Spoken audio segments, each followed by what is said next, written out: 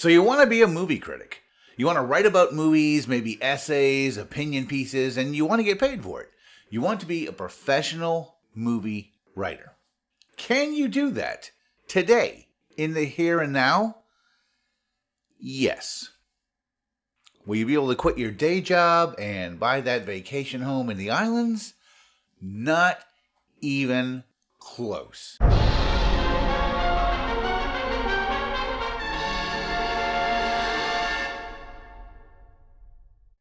The first thing we need to talk about is how to become a movie critic or movie essayist or movie opinion piece writer, as in entertainment writer. You can do all of those things and you can become all of those things in this day and age, as difficult as it may be. You can still do it. You probably can't get paid very much for it, but you can still do it. Now, right off the bat, before I give you any of these pro tips coming from someone who has been a professional movie critic, movie essayist, and movie historian for 15 years now, I'm going to tell you that you're not going to get paid what I've been paid. It just doesn't happen anymore. When I first started writing for Turner Classic Movies way back in 2011, I got pretty good money, but I was also doing many different things. I was writing blog entries, I was writing articles for the main page, and I was writing for the Essentials television program that aired at the time. Now, for those who don't know, the Essentials was run by Turner Classic Movies. It was hosted by Robert Osborne, and every month, or 2 months it may have been, they would have a new actor or director, usually someone fairly famous, obviously. And they would come in and they would pick, say, 10 or 12 different movies that they considered essential viewing. And then Robert Osborne and the director would discuss the movie. As a writer and researcher for Turner Classic Movies, there would be some of us who would be assigned to write up the essentials. What that meant was we had 5 different articles we had to write on the essentials. Like this. Now, the first ones I ever did, I am pretty sure, were Sunrise and The Wild Bunch. Usually I got 2 of the assignments per essentials. So if they picked 12, I got 2, and 5 other writers got the other 10. 2 apiece. And in doing those 2 movies, you had to write pieces that worked with the web page at the time. So looking at them now, it's a little strange on their own. Some of them just seem like a collection of trivia because they were used as an interactive on a website. The point is, you would get about $300 US for each one of those. Meaning, for doing an essential, you would get about $1,500. And this is 2011 money. Okay? That means if you did 2, you get $3,000 that month just for doing the essentials. Plus you got money for each article you did separately, plus you got paid for each blog entry you did separately. The articles paid a little bit more than the blog entries, and the essentials paid the most of all. But the point being, you could support yourself. You could make a living writing about movies. Now, Turner Classic Movies was extremely generous in its pay. I will get that out of the way right now. I've written for other outlets that paid substantially less than Turner Classic Movies. Not so much less that I would turn down the job. Whereas nowadays, I would. There are outlets nowadays that will ask you to write for them for the exposure. In other words, 0. They don't want to pay you at all. And if you're an aspiring writer, you should always say no to those offers. You should probably say something else, but I won't repeat that here. But at the very least, say no. Or just completely ignore those offers. The exposure is never going to really be worth anything. You know why? Because whenever anybody goes to one of those access media articles hyping up some new movie or hyping up some new decision by Disney, or nobody's ever looking to see who the writer of that butt-kissing puff piece is. Nobody is looking to see who the writer is. The exposure is nothing. There is no exposure. Pay me or hit the road. So over the years, as I've talked to people about being a movie critic, a movie historian, someone who does research and writing on movies, people invariably ask me, and I have been asked this probably hundreds of times, hey, how did you get that job? And that's where it gets tricky. So how do you get a job becoming someone who writes about movies professionally? Now, it's easy enough to set up a Letterboxd account and start writing about movies. It's easy enough to set up a YouTube channel and start talking about movies. But how do you get a company to hire you to write about movies? If you ask people who are in that position, like me, the answer is really, truly always the same. You don't do anything, they contact you. I've never sent out samples of my writing. I've never sent out pitches of my writing. You can do that, and that has worked at times for other people. I get it. That does work occasionally. But for the most part, every job I've gotten as a movie writer has come from me opening my email and seeing an email from a company saying, "Hi, we've read your stuff. You're good. Would you like to work for us?" That's it. That's how I've gotten them. Okay, so you get the job by having them contact you. That just leads us to another much bigger question. How do you get them to contact you? And that is the easiest one to answer. Engagement. Seriously, just pretend you are Captain Picard and engage. That's what you want to do. You want engagement. That is the answer. That's the answer to practically everything in the online world right now, and has been the answer in the online world for decades at this point. When I first started writing online about movies, back in the dark ages, like the mid-2000s to 2010, blogs were the big thing still. Everybody had their own blog. Everybody was writing their own stuff. There were still plenty of movie chat rooms and Reddit and things like that were just starting to come around. And it wasn't long after I started doing that I started getting my first emails. I got one from MSN Movies wanting to use one of my pieces. And then I was able to get more stuff with MSN Movies, which eventually went away, but before it did, they were good to me. And the reason they were aware of me and aware of my writing was because of all the engagement I was doing. What do I mean by engagement? Simple.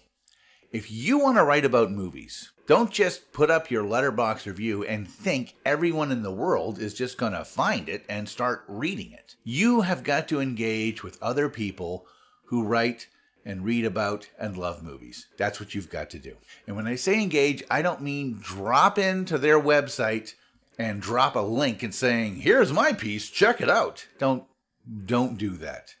I don't mean email them and say, "Here's something I wrote. Will you read it and give me your opinion?" Don't do that. Do not do that. What I mean is find something they wrote and comment on it. Not about yourself. Not about something you wrote about the subject. Just comment on it. Comment about what they wrote. Go on to Instagram or Twitter or any other social media platform and engage with other people who are interested in movies. Do it enough that they get to know who you are. Back in the days of blogging, RogerEbert.com had a blog run by Jim Emerson called Scanners. And I commented on that blog regularly. And eventually, Jim got to know me. And he would comment on things I wrote on my blog, which was named Cinema Styles.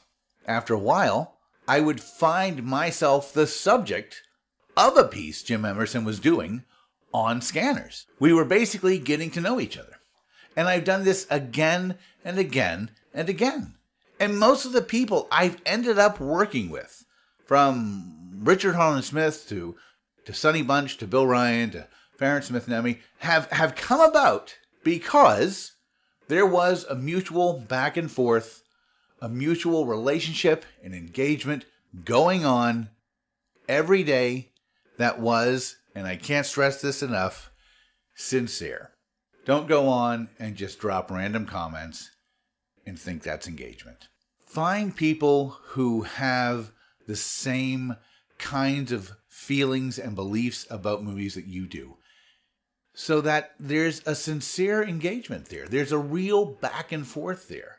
So that eventually, when we get to 2011, I open my email, and there's an email from Turner Classic Movies saying, we need a researcher and a writer, and we know your stuff, and we'd like you to come on board. And that's how I got that job. You get the job by getting the email. You get the email by engaging. Engaging and engaging and engaging. That's what you do.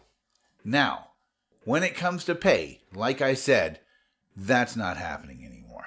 The days of pulling in $4,000 to $5,000 a month in 2011 dollars is over. So, among the film critic community, when I say community, I mean amateur and professional alike. If you go into, say, film Twitter, there's basically, it's an open secret that there are very few, if any, contemporary film critics out there who are really, truly making a living at just being a film critic. The money's just not that great. At least it's not as good as it was in the teens and tens and before. Basically, either their husband or their wife has a really good job, and so they can afford to be a film critic because while they're getting their couple of $100 here and there for the pieces they're writing, their spouse has a really terrific position. Or, in most cases, they just have a job. I mean, most of the time I was with TCM, I still had another job I would go to. People just do. You have other jobs that you work. Even if those jobs are writing jobs, or consulting jobs, or just basic jobs that you work from 9 to 5. A lot of film critics have those because it's difficult to get the kind of money you need to survive just on writing. Especially in this age of those 2 letters that I cannot stand hearing anymore at this point. This one and this one. I am so sick of hearing those 2 letters. But in the age of you know what, the fact is there are a lot of companies out there that are just outsourcing the basic stuff, press relief stuff, to AI. Therefore, getting a unique voice, a real person writing, just isn't a high priority for them, and a lot of places have laid off the writers that they did employ.